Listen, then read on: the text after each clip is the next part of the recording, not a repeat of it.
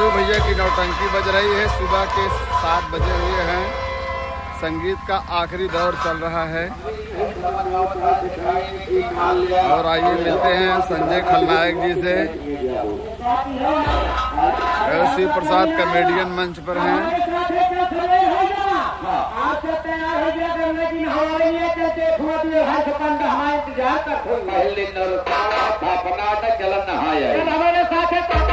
कितना पंडवा हमारे इंतजार करत हो 250 पंडा चल पहले तैयारी करी नहा चला एक दहजन रात मार के भगा दी ना पूरा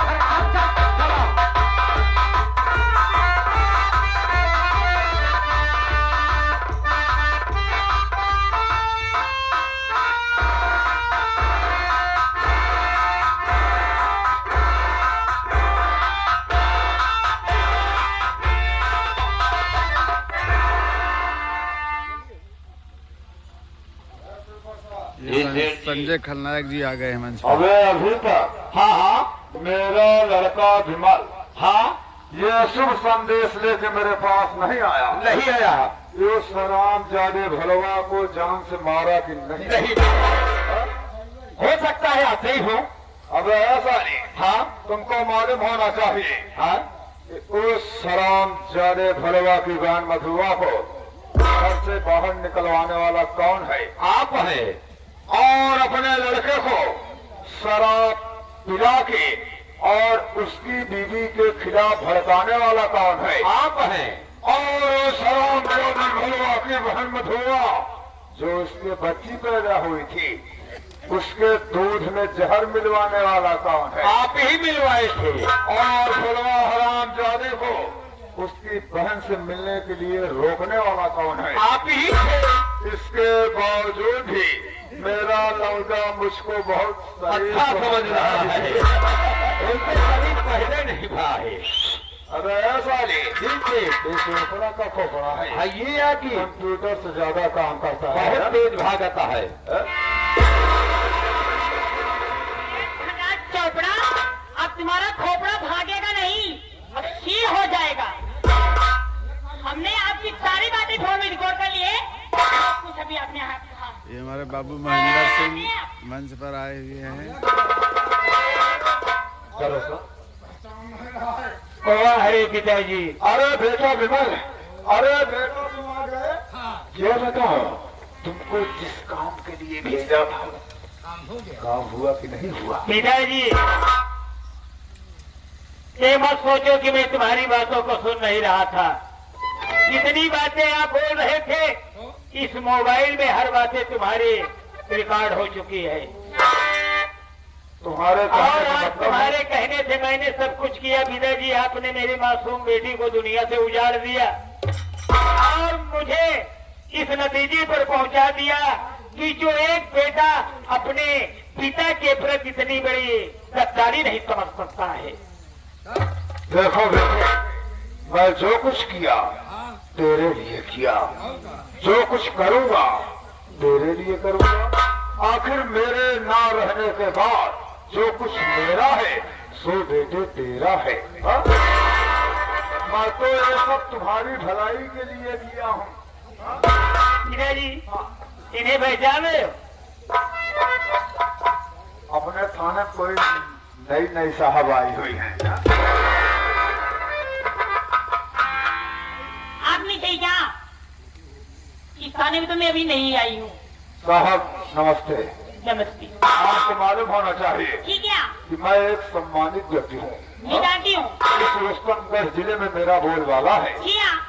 अच्छे खासी पहचान है मेरी। जी जी इज्जतदार लोगों में उठना बैठना है मेरा।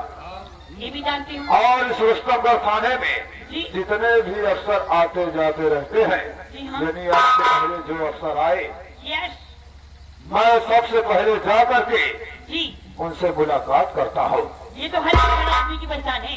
और जी मैं उनको कहता हूँ कि साहब जितने दिन आप हमारे रुस्तमगढ़ जिले में इस थाने में रहोगे जी हाँ। हमारी तरफ से आपको कोई कमी नहीं होने पाएगी। अच्छी बात है। उनकी पूरी खातिरदारी करते हैं हम लोग। कहने का मतलब है मतलब जैसे देखिए साहब ठीक है देखिए, जो आपसे पहले साहब आए थे, मैं कसम खाता हूँ, कसम भोलेनाथ की सत्य कह रहा हूँ, आपसे पहले जो साहब यहाँ आए हुए थे, उनका हमारा ले दे के महीने में 15,000 देता। मतलब साहब, आप नए साहब आए हैं।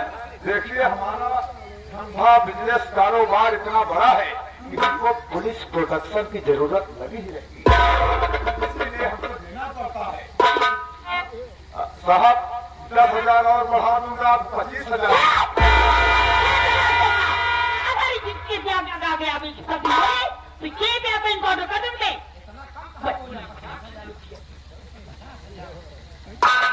हेलो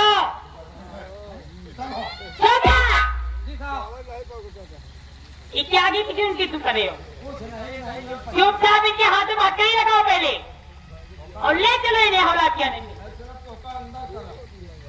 थाने चौकीदारी पर आ गया क्या तू? छोड़े ना डायरेक्ट खाने पापा चौकीदार हो गया भी रहा गया तुहार ख्याल नहीं आवत। जल्दी करो। तो का भीतर आई चौकीदारी ज्यादा कमाई करता होगा ना।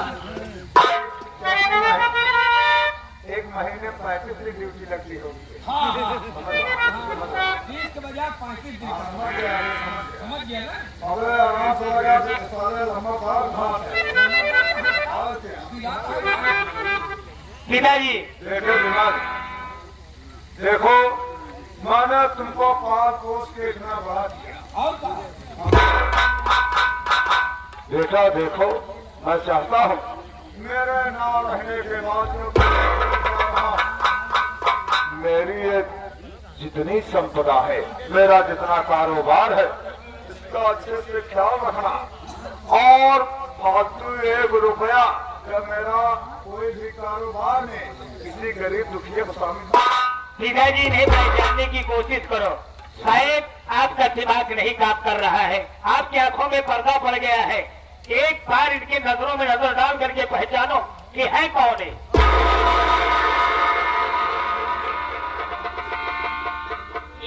चोपड़ा जी, इतनी हैरत में आप क्यों हो रहे हो? आप मुझे पहचाना चाहते हो? कुछ आवाजिया मिलत ही है। चलो कुछ तो मिला तो ठीक है। आप मुझे अगर पहचाना चाहते हो तो अपनी नजरों को एक सेट दिखा के रखिएगा। अगर कहीं आपकी पलक झप गई तो आपकी जान के साथ कुछ भी हो। नजर टिका के रखिएगा।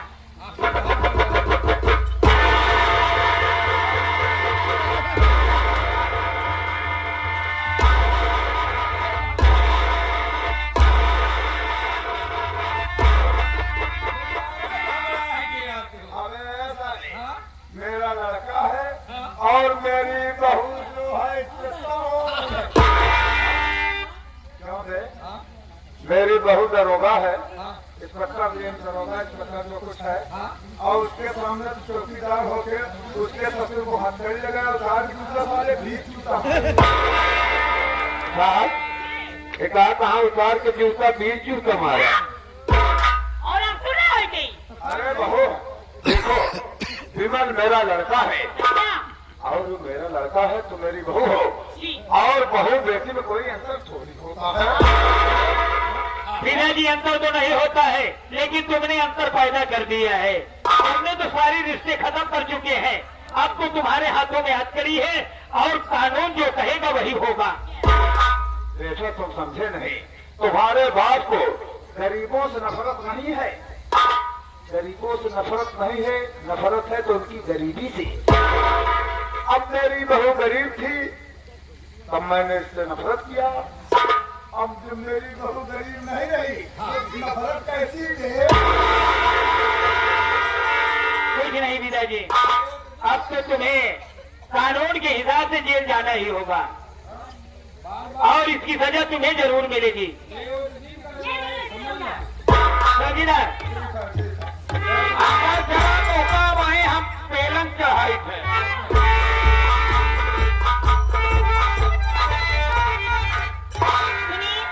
अभी सबसे बड़ा इम्पोर्टेंट काम तो बचा ही रह गया। कौन सा काम है?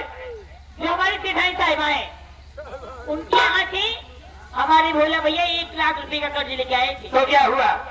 हमें उन्हें सूद सहित रुपए लौटाने हैं। इसमें देर किस बात की है? आइए चलते हैं।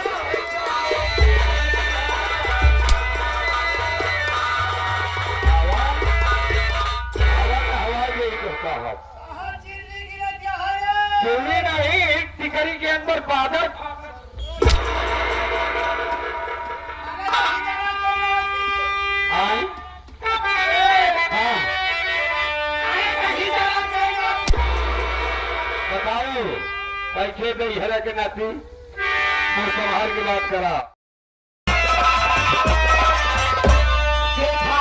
नहीं ऐसी अरे बात सुनो अरे नहीं मुझको भर से तुम अपने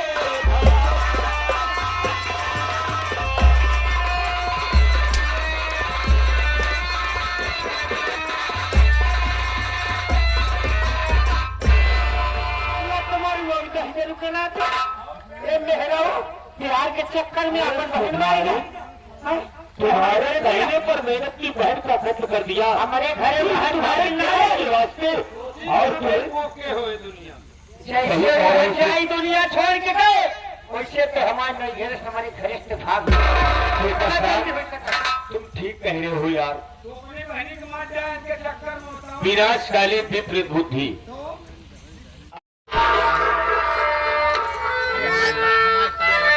डॉक्टर जी आपकी